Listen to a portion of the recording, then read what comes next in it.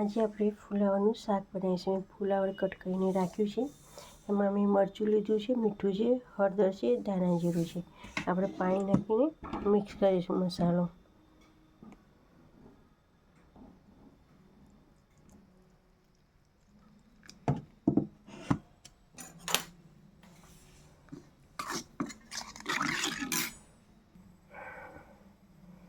હવે વઘારમાં આપણે રાઈ નાખીશું, જીરું નાખીશું, હિંગ નાખીશું.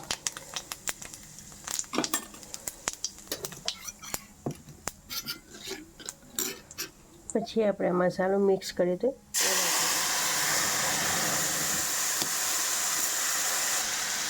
હવે એને આપણે મિક્સ કરીશું.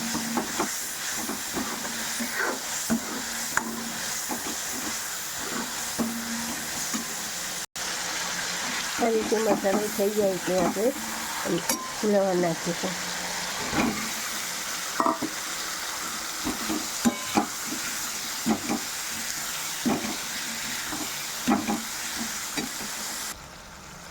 હવે આપણે એમાં થોડું પાણી નાખીશું.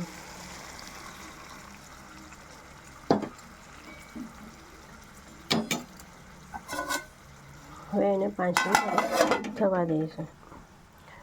જોઈ શકીએ છીએ આપણું ફુલાવરનું શાક તૈયાર છે.